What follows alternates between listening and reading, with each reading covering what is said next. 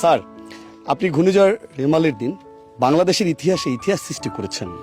এরকম একটি নবজাতক শিশু তার পৃথিবীতে আসাকে কেন্দ্র করে যে পরিমাণ গাছ পড়েছে, যে পরিমাণ প্রাকৃতিক বিপর্যয় ছিল, যার মধ্যে অনেকে ঘর থেকে বের হতে সাহস পায়নি, আপনি তার মধ্যে শরণখোলা স্বাস্থ্য কমপ্লেক্সের প্রধান, চারনাক সাউথ ইউনিয়ন পরিষদের চেয়ারম্যান সবাইকে সাথে নিয়ে পৃথিবীতে আসা এই রেমালকে আপনি সুন্দর পৃথিবী উপহার দিয়েছেন। সে সম্পর্কে স্যার জানতে চাই আপনার কাছে। ধন্যবাদ।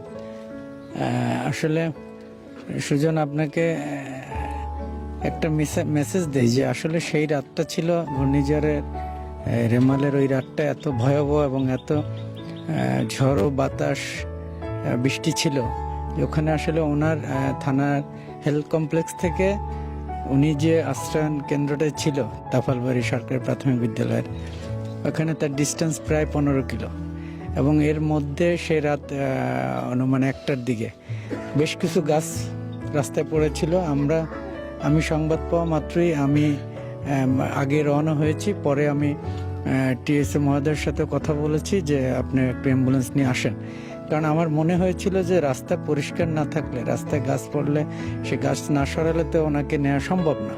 তা আমার সাথে লোক নিয়ে আমরা পথে প্রায় 8-10টি গাছ আমরা দ্রুত ওই বৃষ্টির মধ্যে সরিয়ে তারপরে আমরা তার কাছে আমাদের ওনার কাছ থেকে সংবাদ পাওয়ার পরও ওনার পর্যন্ত আসতে আমাদের 1 ঘন্টা সময় লেগেছে প্রায়।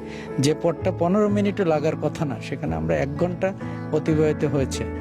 এদিকে উনিও মুমূর্ষ অবস্থায়।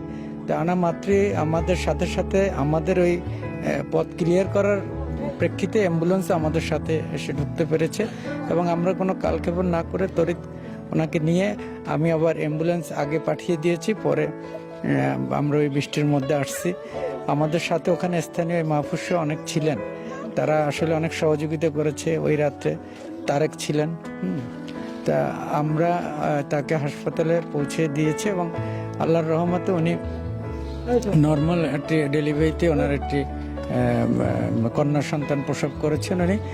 এখন আসলে ওই দিন এত কষ্ট করে ওনাকে নিয়ে গেলাম, ভাবলাম যে আজকে একটু দেখে যাই, কারণ আমরা এই শিশুটির এই মুখ দেখলাম, একটু আগে কান্না করলো, এই পৃথিবীতে সে আসলো।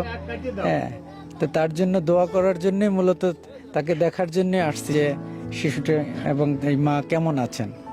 আর এটা আসলে আমি মনে করেছি যে এটা আমাদের দায়িত্ব, কারণ ওই রাতে আসলে ওনাকে নেওয়া সম্ভব ছিল না, এটা অসম্ভব কাজ হতো। এবং আরেকটা ব্যাপার হচ্ছে যে আমরাও যদি আধা ঘন্টা পরে আসতাম তাহলে আমরা হয়তো আসতে পারতাম না, কারণ আপনারা রাত অনুমান 2টার পর থেকে আমার মনে হয়